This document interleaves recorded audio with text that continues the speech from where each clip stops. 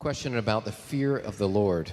We are told again and again to fear the Lord in the Old Testament, especially in the Psalms, but in the New Testament it is hardly ever mentioned. In Luke 1:74, Zechariah predicts we will serve him without fear. Should I fear the Lord now in light of all the mercy he has shown?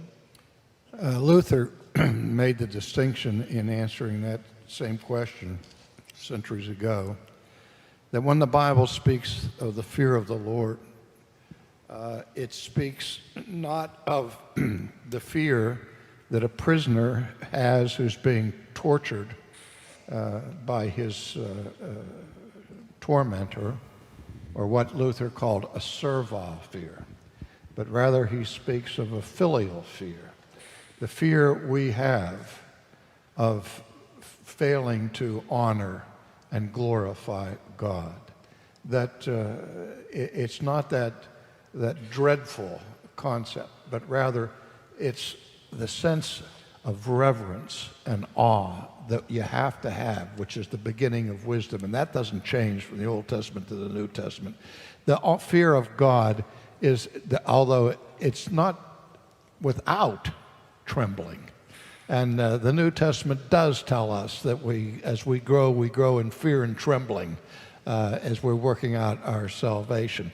So that there's always that sense of awe and trembling before the magnificent glory and majesty of God. And a fear of dishonoring him and failing to respect and adoring him, which is at the heart of the spiritual pilgrimage of every true believer. Yeah, Paul says, knowing the fear of the Lord, we persuade men. That's fearing God in that sense. We fear, on the one hand, his wrath on the unbeliever. We fear, in the other sense, his holy expectation of our faithfulness in the dispersion of the gospel.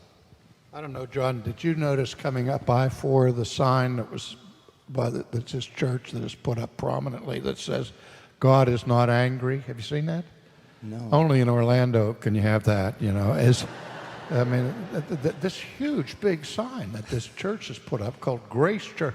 God is not angry. That's really helpful. Yeah, really. God, I said, except for those who put up signs like this along the road, you know. Yeah. Imagine, what kind of a gospel do you teach the people to say, there's no anger left in God? What are we saved from?